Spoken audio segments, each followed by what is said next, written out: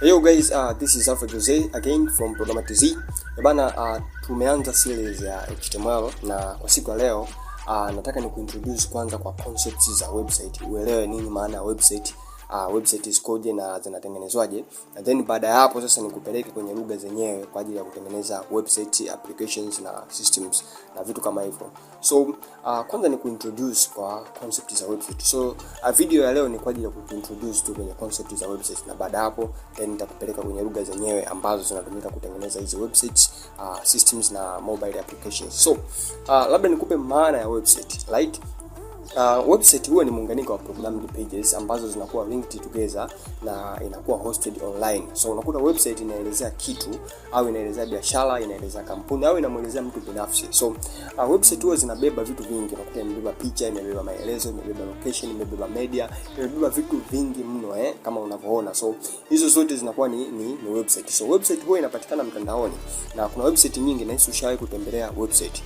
Ushawahi kwenda Google ka search kitu na ukaletea zile links, ukaklik link ikakupeleka sehemu kwa unasoma. So hizi ni website, you know. So watu wanatengeneza website na then wanazipost, na kuna search engine ambayo ndio Google inatumika kuziaccess zile website. So hata wewe unaweza kutengeneza website yako ukaandika content na then ukaihost, na watu wakawa wanakuja kwenye website yako wanasoma, au kama ni website ya kudownload wana download, kama ni website ya kustream wana stream, right?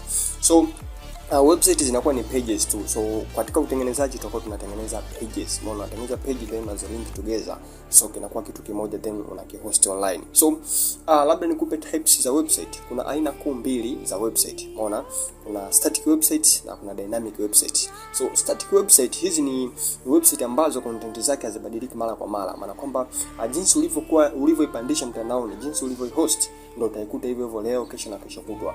So website hizi huwa mara nyingi huwa zinatoa elimu tu, au unakuta zinamuelezea mtu, au zinaelezea kampuni, au unakuta zinaelezea kitu fulani tu, then hazibadiliki, hazina interaction kubwa na watu.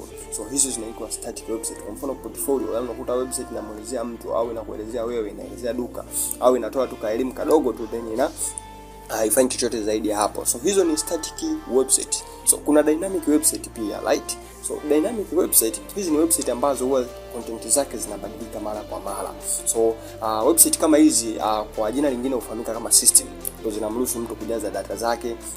Unakuta kuna form za kujisajili, unajaza details, una create password, una login, una sign up na vitu kama hivyo. So hizo ndio dynamic website. Zinakuruhusu mpaka website zinaruhusu mpaka kusearch, zinaruhusu mpaka kustream. Kwa mfano kama YouTube, una stream mpaka videos. So hizo ndio dynamic website. So dynamic website mara nyingi huwa zina store data, zinakuwa na nini, zinakuwa na database kwa ajili ya kustore data.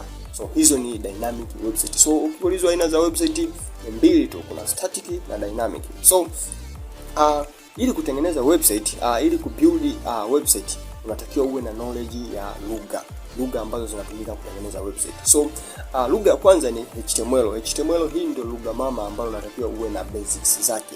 Umeona? So hamna website ambayo inasimama yenyewe kama yenyewe bila kukosa HTML. So lazima HTML ipo hiyo. So hii ndio lugha mama ambayo inatumika kutengeneza website. So unatakiwa uzielewe elements zote zilizoko ndani ya HTML na uelewe kila kitu kuhusiana na HTML. So don't worry, nitakufundisha hizi lugha zote hapa sambamba na lugha zingine kama CSS, JavaScript, PHP, Python na lugha zingine nyingi, Dart, Flutter na kila kitu na frameworks zote nitakufundisha hapa Programmertz. So hivyo website huwa zinaundwa kwa kuandika. So unaandika code, then ukishaandika code unaenda na preview kwenye browser, unaona website inatokea. So browser hii kazi yake huwa anafanya ku translate, right? Ana translate source code ambayo unaiandika. So hata sisi tutakuwa tunaandika source code.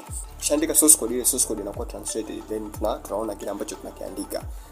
Yaani kama uumbaji, jinsi Mungu alipokuwa anaumba, alikuwa anatoa maneno then maneno yanakuwa kitu. So na hata sisi tutakuwa tunaandika maneno then maneno yanabadilishwa na kuwa kitu. So ambayo ndo website, right? So HTML kama lugha mama huwezi kuiskip, so lazima uanze kwa kujifunza HTML. So ili uwe programmer mzuri, hamna programmer ambaye hajui HTML. So you must know HTML. So this is the right time, through this series utaenda kuielewa HTML nzima bila hofu. So ukisha kutengeneza website, sasa nini huwa kinafuata? Umesha tengeneza website, so step ambayo inafuata ni kuiweka live. So kipindi unatengeneza website huwa unakuwa nayo wewe mwenyewe tu local, maana kwamba hamna mwingine anayeiona hiyo website. ni wewe tu ndio unaitengeneza, ni wewe unai-access kwenye mashine yako, na hamna mwingine ambaye anafanyaje, anakuwa anaiona. So ukishamaliza huwa kuna step mbili tu. Step ya kwanza huwa ni kununua domain. Domain hili ni jina ambalo inakuwa ni unique name, umeona. Ushaikuta zile nani.com, nani.uk.co.tz, .live, .tech, hizo ndo domain ninachoongelea, umeona. So unatengeneza jina lolote lile, afu unachagua na hiyo extension kama .com, .co, .ac, .tz na kitu kama hicho. Then domain huwa inatumika kupoint kwamba website yako sasa umeipandisha mtandaoni inapatikana wapi. So wapi sasa unaiweka hii website yako? Huwa unaiweka kwenye hosting service, umeona. So unanunua hosting service. So kuna vitu viwili hapo, kumbuka, unanunua domain then unanunua na hosting service kwa ajili ya hosting ni kwa ajili ya kustore hizo pages zako za website.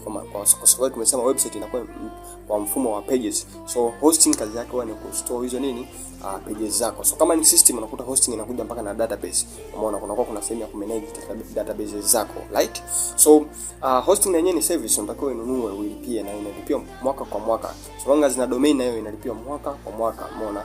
Kwa hiyo unajikatia mwenyewe, unakuwa unalipia kila mwaka, unakuwa unalipia kitu kama hicho. So kuna makampuni mengi ambayo yanauza hosting na kuna makampuni mengi ambayo yanauza nini, domain. So wewe mwenyewe tu kuchagua unataka ununue hosting zako na domain zako kwenye kampuni lipi. So ukisha kununua, then domain itapointi mahali ambapo website yako au mahali ambapo web pages zako zipo, na automatically website yako itakuwa live na kila mtu ataweza kuaccess dunia nzima. So ukisha kununua website, ukipandisha, ukihost vizuri, dunia nzima inao uwezo wa kuaccess. So kama una kwako Marekani au na blog wako yuko labda Japan, unaweza kumpigia ukamtumia domain, akiingia kwenye domain ana-access ile website ambayo umetengeneza, right?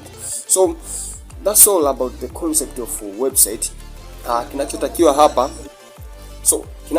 hapa ni kuanza kuunda website. Sasa ili kuanza, kuna kama path ka kufuata ambako nakushauri. So long as wewe ni beginner, so unatakiwa kuna path ukafuate. So anza kujifunza HTML.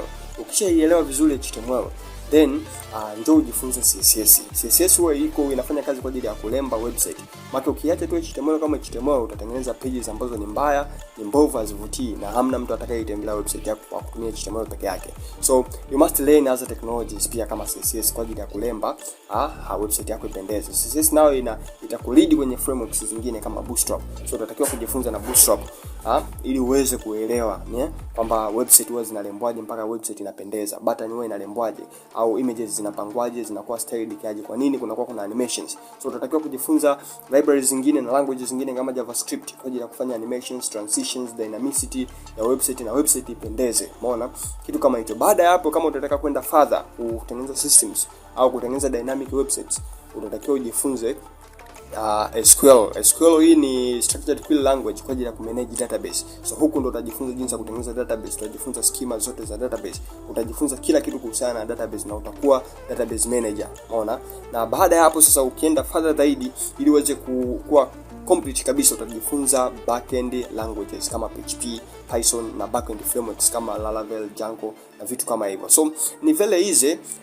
Kwa kwanza nisichanganye nayo malugha mengine. So just start with HTML, then follow the series. Ukishamaliza HTML, follow CSS, follow Bootstrap, follow JavaScript, follow SQL, follow PHP, na automatically utakuwa mtu mzuri mno kwenye utengenezaji wa website. So believe me, kwa siku ya leo umesikiliza hii tutorial na I hope umepata motivation kidogo kwa ajili ya kuanza kutengeneza website zako na mobile application zako na system zako. So just take the course for HTML na courses zote ambazo zipo hapa Programmertz zitakusaidia, na mwisho wa siku utakuwa the best developer ever. Hutaweza kukosa kazi sehemu yoyote, utafanya kazi sehemu yoyote ile ambayo unajisikia wewe kufanya kazi. So let's get started. Utakuwa nami Alpha Joseph from Programmertz.